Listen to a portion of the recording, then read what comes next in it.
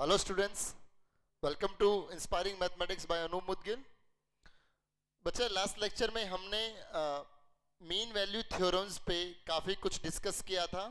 Royce theorem और Lagrange mean value theorem, इनको हमने ग्राफिकली भी डिस्कस किया था कि इनके पीछे क्या क्या प्रॉपर्टीज हैं, कब ये एप्लीकेबल होंगी और इनका वर्किंग क्या है। और रोइस थ्योरम पे बेस्ड हमने एक्सरसाइज कंप्लीट कर ली थी। आज हम इस चैप्टर में, चैप्टर डिफरेंशिएशन में, जो लास्ट एक्सरसाइज है वो हम कंप्लीट करेंगे। लैंग्रेज मीन वैल्यू थ्योरम के ऊपर क्वेश्चंस हैं, तो स्टार्ट करते हैं अपना काम। फर्स्ट क्वेश्चन है, एक फंक्शन दिया गया है f x square plus x minus one, और क्लोज इंटरवल हमारे पास है 0 4। 0 4 एक क्लोज इंटरवल है। हमें देखना है, इस पे एलएमवी वेरीफाई करानी है, ठीक है, एप्लीकेबल है या नहीं है। अगर एप्लीकेबल है तो उसका वर्किंग, वो पॉइंट सी फाइंड आउट करना है। तो इसके लिए क्या क्या जरूरी बातें हैं वो मैं आपको बता चुका था। आप रोइस थ्योरम और एलएमवी वाली वीडियो में आप देख चुके होंगे। अगर किसी ने नहीं देखी तो पहले वो लेक्चर देखें, फिर आप इस पे बेस्ड क्वेश्चंस करें। तीन कंडीशन होगी। पहली कंडीशन कि ये फंक्शन कॉन्टिन्यूअस होना चाहिए दिए गए इस क्लोज इंटरवल पे। ये कॉन्टिन्यूअस है, क्यों? क्योंकि ये एक पोलिनोमियल फंक्शन है। तो आप क्या लिखेंगे?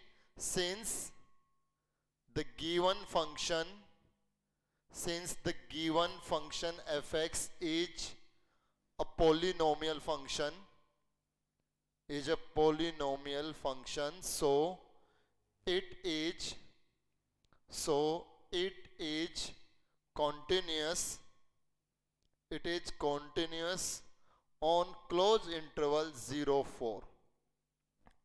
ठीक है, ये फंक्शन पोलिनोमियल है, इसलिए 0 4 के क्लोज इंटरवल पे कॉन्टिन्यूस होगा। ये हम रोइस थ्योरम में भी डिस्कस कर चुके हैं। इसके बाद सेकंड क्या डिस्कस करेंगे कि ये फंक्शन इस दिए गए ओपन इंटरवल पे, क्लोज नहीं, ओपन इंटरवल पे डेरिवेबल होना चाहिए। उसके लिए क्या करेंगे? हम इस फंक्शन का डिफरेंशिएशन करेंगे।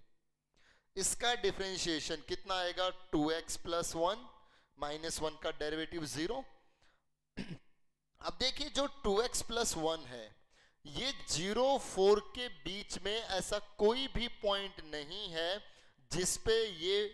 जिसपे ये जो डेरिवेटिव आया है ये अनडिफाइन हो जाए। आई मीन, ना तो इन्फिनिटी बनना चाहिए, ना ही आयोटा बनना चाहिए। अंडर रूट में नेगेटिव नहीं आना चाहिए और समथिंग अपॉन जीरो नहीं बनना चाहिए। तो मैं क्या लिखूंगा?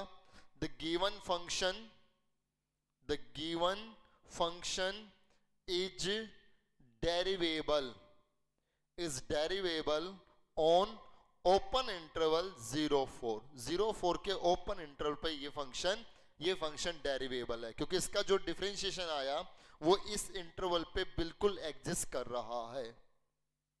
ठीक है। तीसरी बात, लैग्रेंज के लिए अब हम f0 निकालेंगे। ठीक है, ये जो कॉर्नर पॉइंट है 0 4, इन पे इस फंक्शन की वैल्यू फाइंड आउट करेंगे। So we are going to find the value of function at 0, f0। तो ये 0 रिजल्ट आ गया -1। अब हम इसकी वैल्यू 4 पे निकालेंगे। तो यहां 4 रखेंगे, 4 स्क्वायर 16, 16 प्लस 4 माइनस 1, 20 माइनस 1 19, 19। हम देख पा रहे हैं f0 is not equal to f4। ये दोनों इक्वल नहीं है, और यहीं से रोइस थ्योरम और लैग्रेंज मीन वैल्यू थ्योरम का जो डिफरेंस है वो नजर आता है। जो लास्ट एक्सरसाइज की उसमें रोइस के ऊपर क्या था? दोनों इक्वल आ रहे थे, यहां दोनों इक्वल नहीं आए। अगर ये दोनों इक्वल नहीं है तो हम लिखेंगे LMV, Lagrange mean value theorem is applicable, LMV is applicable, or you can say satisfied, applicable. So there exist at least, there exist at least one point, one point C such that f derivative C is equal to, formula क्या होगा, F B minus F A upon B minus A. और ये क्यों रखते हैं, ये सारा मैंने बच्चों वहां जब रॉयस थ्योरम और एलएमवी थ्योरम के ऊपर एक जो लेक्चर बनाया था उसमें सारा सब कुछ हमने डिस्कस किया था कि ये इसके इक्वल क्यों रखा गया, स्लोप वगैरह का कंसेप्ट हमने डिस्कस किया था। तो प्लीज आप फिर से एक बार उस लेक्चर को देख ले एलएमवी के लिए, और फिर आप इस एक्सरसाइज के क्वेश्चंस करें।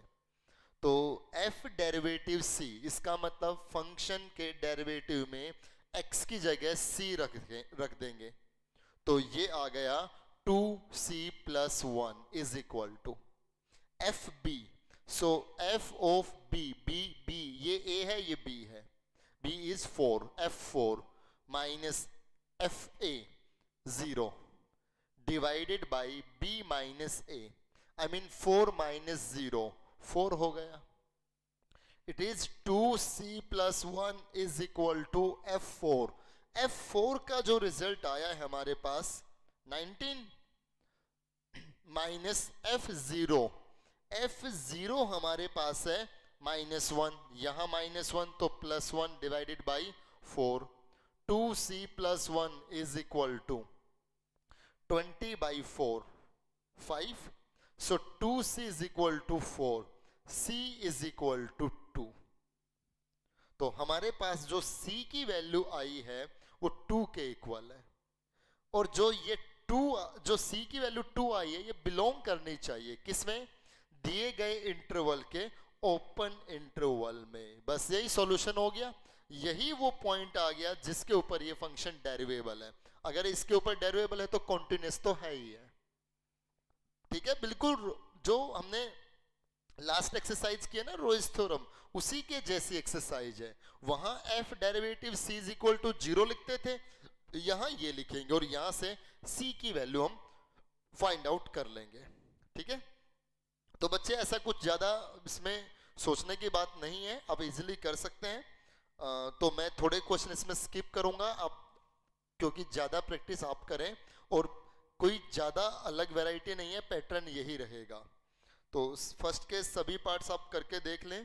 क्वेश्चन नंबर सेकंड में हम आते हैं। सेकंड का फर्स्ट पार्ट लेते हैं पहले तो हम, इसमें मैं बता रहा हूं बच्चों, इस क्वेश्चन नंबर सेकंड के फर्स्ट पार्ट में हमारे पास एक फंक्शन दिया गया है f(x) is equal to alpha constant, ठीक है, और इंटरवल है हमारा क्लोज इंटरवल ए बी। इस पे हमें डिस्कस करना है applicability of LMV, Lagrange mean value theorem. तो सबसे पहले आप देखिए कि ये फंक्शन इस क्लोज इंटरवल पे कॉन्टिन्यूअस होना चाहिए, बिल्कुल है।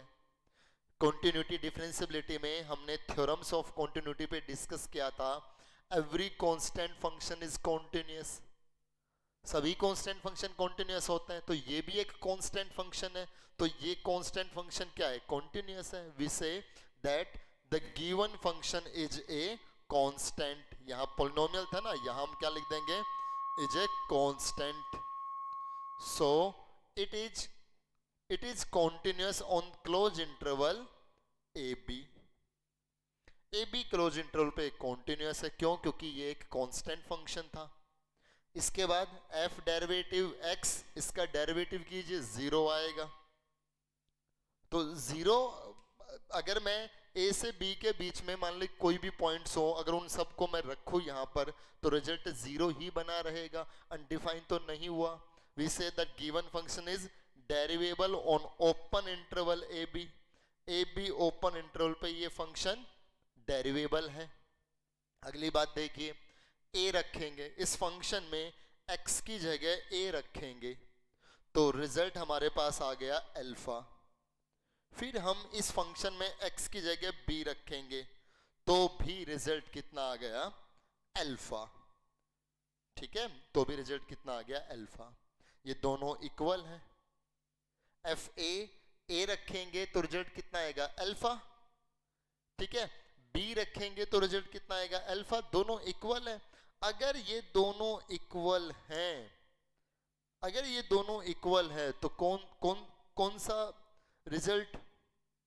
Ruiz theorem. अगर आप कहते हो कि कॉन्टिन्यूअस है, डेरिवेबल है, और एफ ए रखा अल्फा आया, एफ बी रखा अल्फा आया, ठीक है, रोइज थ्योरम है। लेकिन वहां हमने एक बात डिस्कस की थी कि जो रोइज थ्योरम है ना, रोइज थ्योरम एक्चुअली एलएमवी का ही एक पर्टिकुलर केस है। देखिए आप उस वीडियो में देखना, वहां मैंने डिस्कस किया था कि मीन वैल्यू थ्योरम एक्चुअली में जो लैंग्वेज है वो ये है एक्चुअल रिजल्ट तो डेरिवेटिव का, स्लोप का। लेकिन पर्टिकुलर केस हो गया रोइज थ्योरम। क्या? अगर ये दोनों इक्वल हुए तो इसमें इनका माइनस करने पे जीरो आएगा। तो रोइज थ्योरम ने क्या कह दिया कि f derivative c is equal to zero. ठीक है ना? तो अगर क्वेश्चन ने ये कहा है कि नहीं इस पे तो एलएमवी लगाओ, एलएमवी लगाओ, तो एलएमवी से क्या होगा? एफ डेरिवेटिव सी। अब जब ये दोनों इक्वल हैं तो यहां एफ डेरिवेटिव सी कितना आया? जीरो। डेरिवेटिव में एक्स की जगह सी रखेंगे तो कितना आएगा? जीरो। F b. अब यहां देखिए जो एफ बी है, एफ बी का मतलब एफ बी का रिजल्ट कितना आया? अल्फा। कितना आया? अल्फा अपॉन बी माइनस ए। सो ये ऊपर जीरो है ना। इस पूरे को हिसाब करता हूं बच्चे में। तो यहां जो रिजल्ट आ गया हमारे पास वो मिला zero is equal to alpha minus alpha zero upon B minus a zero. तो इसका मतलब क्या हुआ कि जो ये फंक्शन है, जो ये फंक्शन है, इस पे जो वैल्यू आएगी सी की वो कोई भी वैल्यू हो सकती है। आई मीन एफ डेरिवेटिव सी, जब डेरिवेटिव में एक्स जगह सी रखोगे तो डेरिवेटिव ऑलरेडी जीरो ही आ रहा है ना। एलएमवी क्या कह रहा है कि फॉर्मूले से ये क्या आना चाहिए? जीरो। तो एफ डेरिवेटिव सी कितना आ रहा है? अगर मान लो मैं यहां वैल्यू नहीं रखता, मान लीजिए मैं यहां एफ डेरिवेटिव सी लिख रहा हूं, एफ डेरिवेटिव सी लिख रहा हूं, तो रिजल्ट क्या आएगा? जीरो। तो इसका मतलब क्या हुआ कि कोई ना कोई सी पॉइंट ऐसा जरूर है जिससे रेट ऑफ चेंज क्या आया? जीरो आया। और वो जो सी है वो बिलोंग कर रहा है किसमें? ए बी के ओपन इंटरवल में, जो एक रोइज थ्योरम का पर्टिकुलर केस हो गया। इस क्वेश्चन में आप ये भी कह सकते थे रोइज थ्योरम इज एप्लीकेबल। ठीक है, तो आप ये ना समझे कि सी तो कुछ आया नहीं, सी पक्का पक्का एटलीस्ट वन वैल्यू ऐसी जरूर है जिसके ऊपर डेरिवेटिव जीरो बन रहा, और ये तो सबके ऊपर ही बन रहा है, कोई एक नहीं। ए और बी के बीच में जितने भी पॉइंट है सब पॉइंट के ऊपर इसका डेरिवेटिव जीरो ही रहेगा। तो रेट ऑफ चेंज जीरो ही तो रहा। आप इसका ग्राफ बनाइए, अगर कोई f x equal to alpha है उसका जो ग्राफ बनेगा तो ये y is equal to something हो गया ना। Y is equal to something हो गया तो उसका ग्राफ आप क्या समझते हो? Y is equal to something, I am sorry, y, ये तो एक्स इक्वल टू समथिंग हो गया ना। Y is equal to something का जो ग्राफ बनेगा वो ऐसे बनेगा ना, जैसे ये y इज इक्वल टू 1 हो सकता है, ये y इज इक्वल टू 2 हो सकता है। तो यहां पर जो रेट ऑफ चेंज है वो हर जगह ही तो जीरो है। इस पॉइंट पे रेट ऑफ चेंज जीरो, इस पॉइंट पे रेट ऑफ चेंज जीरो, इस पॉइंट पे rate of change zero. I mean यहां से जब यहां तक गए तो जो स्लोप है, इसका जो स्लोप है इन सभी लाइंस का वो जीरो रहेगा ना, क्योंकि ये एक्स एक्सिस के पैरेलल है। आई होप आपको बात समझ में आ गई होगी कि सभी वो ऐसे पॉइंट्स हैं ए और बी के बीच में जिसके ऊपर इस कांस्टेंट फंक्शन का रेट ऑफ चेंज जीरो रहेगा। आगे क्वेश्चंस देखते हैं। क्वेश्चन नंबर सेकेंड पार्ट और थर्ड पार्ट सेकेंड में ही दोनों एक जैसे ही हैं। चलिए मॉडुलस वाले हैं, कोई एक क्वेश्चन इसमें लेकर के चल रहे हैं हम मॉडुलस फंक्शंस के अंदर।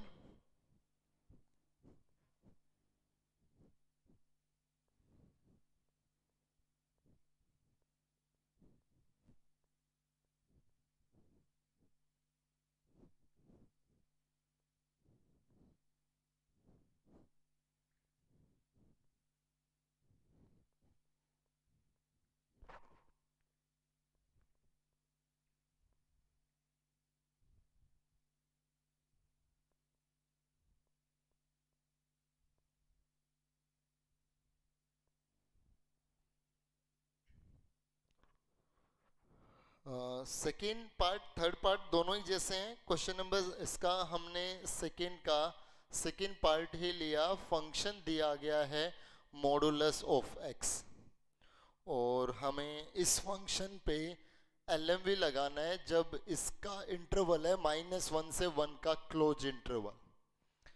पहली कंडीशन बच्चों ये कॉन्टिन्यूअस होना चाहिए, तो ये तो आप लिख दोगे कि ये फंक्शन कैसा है, मॉडुलस फंक्शन है। तो मॉडुलस फंक्शन हमेशा कॉन्टिन्यूअस होते हैं, आपने प्रॉपर्टी में डिस्कस किया है। तो आप फर्स्ट में तो डायरेक्ट लिख दोगे since the given function is, अब लिखिए since the given function is A modulus function so it is continuous on the close interval -1 1। इस पे ये आपका कॉन्टिन्यूअस है। सेकंड है कि ये फंक्शन डेरिवेबल होना चाहिए -1 से 1 के ओपन इंटरवल में। अब जो मॉडुलस फंक्शन है, हमने 6th चैप्टर में जो डिफरेंशिएबिलिटी वाली एक्सरसाइज थी उसमें हमने डिस्कस किया था कि जो मॉडुलस फंक्शन है वो डेरिवेबल नहीं होते। आपको अगर याद हो तो मैंने वहां पर एक आपको बात याद करने के लिए ये रखी थी कि इस बात को याद रखना कि जब भी कभी मॉडुलस फंक्शन में कोई भी मॉडुलस फंक्शन हो, जब हम वहां पर LHD और RHD फाइंड आउट करते हैं तो LHD हमेशा -1 आती है और RHD +1 आती है। LHD RHD कभी इक्वल नहीं आती, तो ये फंक्शन डेरिवेबल नहीं हुआ। लेकिन ये डायरेक्ट नहीं लिखना, आपको निकाल के दिखाना है। तो पहले हम इस फंक्शन को ब्रेक करेंगे। तो क्या होगा इसमें, positive x negative x when x is, अब आपको -1 से 1 के इंटरवल पे देखना है कि -1 से 1 के इंटरवल में -x कहां तक आएगा और पॉजिटिव x कहां से कहां तक आएगा। तो अगर हम -1 से 0 तक जाएं, -1 से 0 तक जाएं, तो अब देखिए -1 से 1 ये आपका 0 -1 1, -1 से 1 तक यहाँ ये सारे नेगेटिव है ना, ये सब नेगेटिव यहां रखे जाएंगे तो बाहर नेगेटिव मिलेगा, रिजल्ट पॉजिटिव आएगा, मॉडुलस यही कहता है। और अगर हम 0 से 1 तक कोई वैल्यू रखें तो हमें इसी में रखना होगा 0 less than x less than 1, ठीक है, 0 less than x less than 1। और अब हमें ये चेक करना है कि इस फंक्शन पे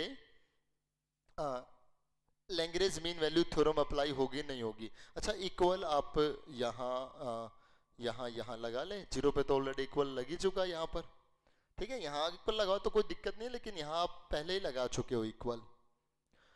LHD फाइंड आउट करेंगे तो LHD के लिए लिमिट x टेंड्स टू, किस पे चेक करेंगे हम, 0 पे, क्योंकि दोनों में जो कॉमन है वो तो 0 ही है ना।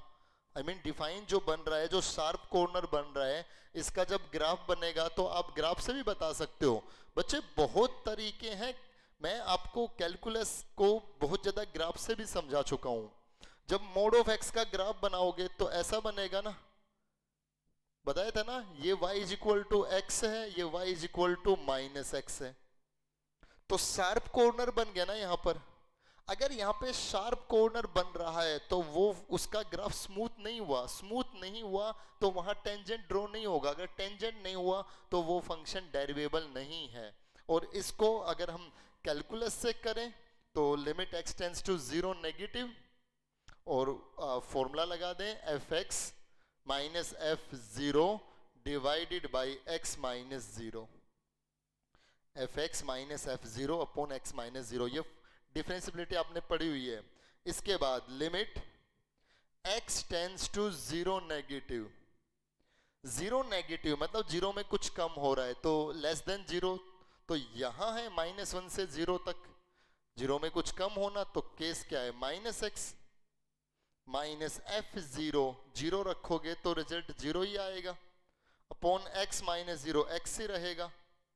अब -x माइनस 0 -x ही रहेगा, ये कैंसिल आउट, रिजल्ट आ गया -1। इस पे जब हम लिमिट रखेंगे तो लिमिट रखने पे रिजल्ट इसका -1 ही रहेगा। अब हम RHD फाइंड आउट करेंगे तो limit x tends to zero positive, और फॉर्मूला यही रहेगा f x minus F zero upon x minus zero, limit x tends to zero positive, f x zero positive, zero में कुछ बढ़ रहा है तो इसका मतलब जीरो से वन तक है, जीरो से वन तक है तो कौन है, X minus F zero, zero रखेंगे तो रिजल्ट जीरो ही रहेगा, और नीचे x माइनस जीरो एक्स ही हो गया, ये x minus zero X, X से एक्स कैंसिल, रिजल्ट आ गया वन। हम देख पा रहे हैं L H D is not equal to R H D, तो क्या लिखेंगे, क्या लिखेंगे, the given function is, the given function F x is not derivable, ये फंक्शन डेरिवेबल नहीं है, so L M V is not, LMV mean value theorem, mean value theorem is not applicable. बस यहीं पे इस क्वेश्चन को छोड़ देंगे, ये एप्लीकेबल नहीं है। ठीक है, तो मॉडुलस फंक्शन पे आप ऐसा कर सकते हैं। इसका जो लास्ट पार्ट है उसमें भी आप इजीली कर सकते हो, फंक्शन दिया गया है, इंटरवल दिया गया है, आप पहले इसकी कॉन्टिन्यूटी चेक कीजिए, कॉन्टिन्यूस हो जाता है तो फिर डिफरेंशियबिलिटी चेक कीजिए, वो दो कंडीशन मिल जाएगी। ठीक है, अब देखिए उन दो कंडीशन में से कोई एक कंडीशन ऐसी होगी जो फुलफिल नहीं होगी, तो उस बेस पे हम कहेंगे कि इस पे Lagrange mean value theorem applicable नहीं है। ठीक है, क्वेश्चन नंबर थर्ड के सारे पार्ट्स इजीली आप कर सकते हो, कोई ऐसा अलग सा क्वेश्चन नहीं है जो आपको कुछ परेशानी करेगा, आप इजीली कर सकते हैं। क्वेश्चन नंबर 4 में आते हैं। अब क्वेश्चन नंबर 4 में हमारे पास कुछ ट्रिग्नोमेट्रिक फंक्शंस हैं, एक्सपोनेंशियल फंक्शंस हैं, तो उन पे बेस क्वेश्चंस हैं।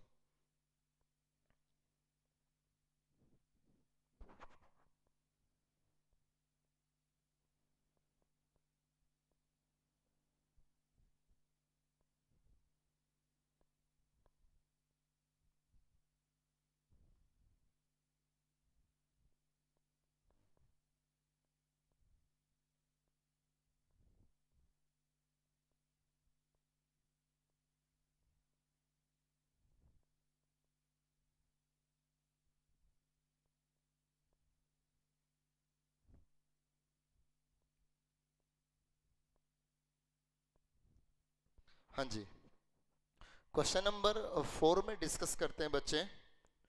क्वेश्चन नंबर 4 के फर्स्ट पार्ट में हमें फंक्शन दिया गया है f x is equal to log x, और इंटरवल है हमारे पास 1e, close interval 1e।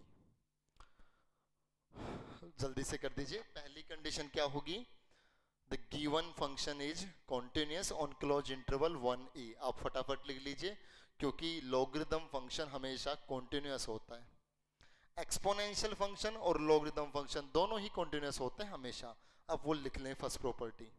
Second condition भी फुलफिल होगी, कैसे, जब हम इसका डेरिवेटिव करेंगे एफ डेरिवेटिव एक्स कितना आएगा 1/x, और इसके ओपन इंटरवल पे 1 और e के ओपन इंटरवल पे डिफाइन है, क्योंकि 1 और e के बीच में ऐसा कोई भी पॉइंट नहीं है जो इसको अनडिफाइन कर दे। इसको अनडिफाइन कौन करता, जब x 0 होता तो x की वैल्यू 0 इस इंटरवल में है ही नहीं, हो गया डिफाइन। तीसरी कंडीशन, हम इस फंक्शन में पहले 1 रखेंगे f1, तो ये आएगा log 1, यहां कुछ नहीं है तो अंडरस्टूड है, e है, log 1 हो गया 0। अब हम निकालेंगे fe, ये आएगा log e बेस e, है ना, तो ये हो गया 1, so f1 is not equal to fe, ये दोनों इक्वल नहीं है। अगर ये दोनों इक्वल नहीं है तो हम क्या लिखेंगे, वो सारी बात LMV is applicable, so there exist at least one point C such that f derivative C is equal to, formula लगा दें FB, B कितना है E, FB minus FA 1 upon B minus A E minus 1, f derivative C, derivative में x की जगह C रखेंगे, 1/c is equal to FE, FE कितना है 1 माइनस F1 कितना है 0 अपॉन E माइनस 1। सो इसको रेसिप्रोकल कर दें, 1 माइनस 0 मतलब 1 ही हो गया। रेसिप्रोकल करेंगे तो C कितना आएगा E माइनस 1, और जो E माइनस 1 है वो बिलोंग करेगा किसमें, 1 और E के ओपन इंटरवल में, बिल्कुल करेगा। जो E है वो 2.71 होता है, 2.71। तो 2.71 में से 1 माइनस करेंगे तो 1.71, तो 1.71 1 और E के बीच में जरूर आएगा। I mean 1 और E कितना है 2.7 के बीच में, कहीं ना कहीं 1.7 तो होगा ना। बस ये वो पॉइंट आ गया जिस पॉइंट के ऊपर ये फंक्शन डेरिवेबल है और उसका रेट ऑफ चेंज ये बनेगा। ठीक है, और क्वेश्चंस देख लेते हैं इसमें। अब आगे कुछ ट्रिग्नोमेट्री पे बेस्ड क्वेश्चंस आ गए हैं। तो इसमें एक 7th पार्ट में लेता हूँ, लास्ट पार्ट इसका, क्वेश्चन नंबर 4 का। फंक्शन हमारे पास है, इस पे 7th पार्ट है। फंक्शन हमारे पास है 2 sin x plus sin 2x, 2 sin x plus sin 2x, and x belongs to the interval 0 pi, close interval. कि ये जो फंक्शन है, इस फंक्शन पे LMV अप्लाई करानी है, वेरीफाई करानी है इंटरवल 0 से पाई तक, क्लोज इंटरवल। पहली कंडीशन, आप वो कंडीशन तो फटाफट लिख दे बच्चे, इतना टाइम नहीं होता कि आप सारे लिखे, वरना फिर ये लेक्चर वीडियो बहुत लेंथी हो जाएगी। फर्स्ट आप क्या लिखेंगे, the given function is continuous on close interval 0 पाई। क्यों है, क्योंकि ये साइन फंक्शंस है, ये एक साइन फंक्शन है, ये एक साइन फंक्शन है, तो दोनों ही कॉन्टिन्यूअस है। कोई दो फंक्शन कॉन्टिन्यूअस है तो उनका सम भी कॉन्टिन्यूअस होगा। तो क्या लिखेंगे, since the given function is a sine function so it is continuous on close interval 0 पाई। दूसरा, ये डेरिवेबल है, कैसे पता लगाओगे, इसका डिफरेंशिएशन कीजिए, 2 sin x का हो गया cos x plus cos 2x और 2x का हो गया 2। ठीक है, इसके बाद अब हम थर्ड कंडीशन में आएंगे, 0 रखेंगे, 2 sin 0, sin 0 0, और यहां पे sin 2 इंटू 0, ये भी 0, sin 0 0, रिजल्ट 0 रहेगा।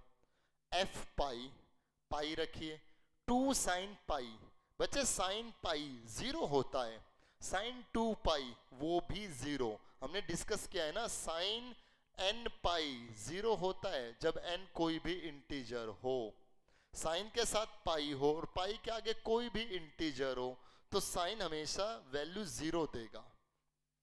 रिजल्ट आ गया 0। दोनों कैसे आए, इक्वल आए।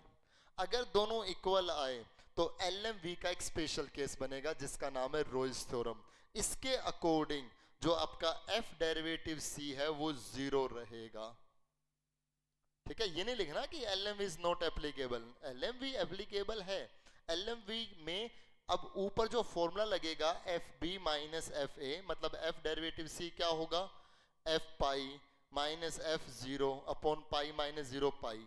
तो डेरिवेटिव में c रखेंगे 2 cos c plus 2 cos 2c is equal to, अब ये दोनों अगर 0 0 हैं, अगर ये इक्वल हैं, मैं 0 0 की बात नहीं कर रहा, मैं कह रहा हूं कि दोनों इक्वल हैं, तो दोनों का माइनस 0 आएगा ना, 0 अपॉन पाई, रिजल्ट 0 हो गया।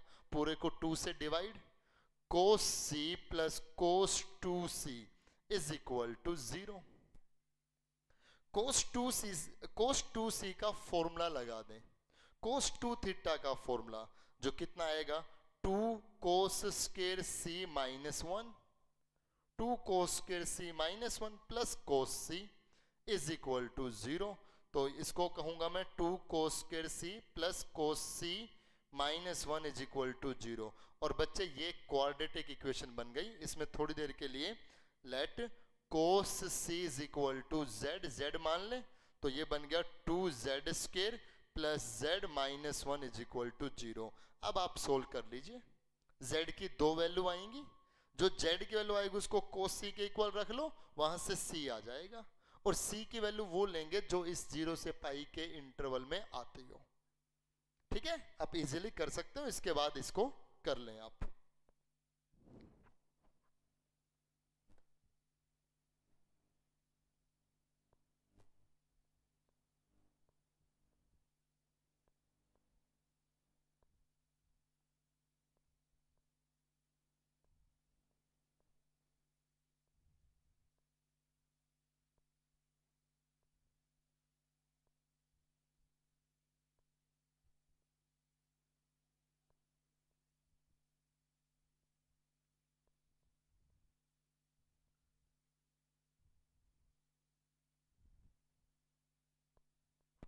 आगे के क्वेश्चंस देखते हैं बच्चे। क्वेश्चन नंबर 5, 6, 7, 8, 9 जितने भी क्वेश्चंस हैं ये सब एक जैसे क्वेश्चंस हैं। और रोइज थ्योरम में भी हमने ऐसे क्वेश्चंस किए थे। लास्ट के जो कुछ क्वेश्चंस थे उनमें ऐसा ही कुछ था। जैसे क्वेश्चन नंबर मैं 5 पे ही बात करूंगा।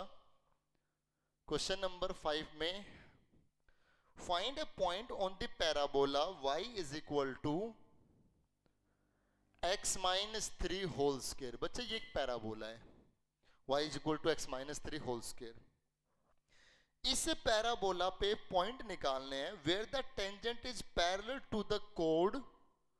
कोई कोड है इस पैराबोला पे, कोई कोड है। ए है 3, 0 और B है 4, 1। ठीक है, तो इस पैराबोला पे वो पॉइंट बताना है कि जब उस पॉइंट से, जब उस पैराबोला के पॉइंट से, जब उस पैराबोला के किसी पॉइंट से जो टेंजेंट जा रहा है वो टेंजेंट इस कोड के क्या हो, पैरेलल हो। तो क्या होगा, इस टेंजेंट का स्लोप और इस कोड का स्लोप इक्वल होगा। और हमने डिस्कस किया था कि जो टेंजेंट का स्लोप होता है वो एक्चुअली में dy बाई dx ही होता है। ठीक है, थोड़ा शॉर्ट मेथड से बता रहे हैं हम इसको, बिना LMV के सोल्व करते हैं। क्या कि अगर मैं इसका स्लोप ऑफ टेंजेंट निकालूं, slope of tangent, slope of tangent, अभी जो सेकेंड अगला चैप्टर जो आएगा एप्लीकेशन ऑफ डेरिवेटिव, वहां हम डिस्कस करेंगे इसके बारे में काफी डिटेल से। तो स्लोप ऑफ टेंजेंट इस कर्व का dy बाई dx कितना होगा, 2x माइनस 3। इसका डेरिवेटिव कर दीजिए। और स्लोप ऑफ गिवन कोड, जो कोड दी गई है उसका स्लोप क्या बनेगा, इसको मैंने m1 कह दिया से m1, और इसका स्लोप क्या होगा, m2 कह दिया मैंने। तो y2 minus y1 I mean 1/4 minus 3 1, तो m2 आ गया 1। नाउ अकॉर्डिंग टू क्वेश्चन, अगर ये कोड इस टेंजेंट के पैरेलल है तो इस कोड का स्लोप और इस कर्व के टेंजेंट का स्लोप दोनों सेम रहेंगे। सो 2x माइनस 3 is equal to 1। So x minus 3 is equal to 1 by 2, x is equal to 1 by 2 plus 3, x आ गया 7 by 2। तो जब x 7 by 2 है ना, I mean x is equal to 7 by 2 से जो टेंजेंट गया है वो टेंजेंट इसके पैरेलल है, तभी तो इसका और इसका स्लोप सेम हुआ। और x के वैल्यू 7 by 2 यहां रख दें, y is equal to 7 by 2 minus 3 whole square। So it is 7 by 2 minus 3 6, 1 by 2 square 1 by 4। तो वो जो पॉइंट हमारे पास आया वो कितना आ गया, 7 by 2 1 by 4। ये जो पॉइंट है ये 7 by 2 1 by 4 है। इस पॉइंट से जो टेंजेंट गया है वो टेंजेंट दिए गई कोड के पैरेलल है। ठीक है, यही पॉइंट हमें फाइंड आउट करना था। तो बच्चे आगे के 2 क्वेश्चंस और हैं, वो आप करके देखें बिल्कुल ऐसे ही। यहाँ आकर के हमने ये चैप्टर डिफरेंशिएशन कंप्लीट कर दिया है। नेक्स्ट लेक्चर में जब आपसे मिलेंगे तो नया chapter number 8 application of derivative की शुरुआत करेंगे। तो मिलते हैं नेक्स्ट लेक्चर में। Thank you very much.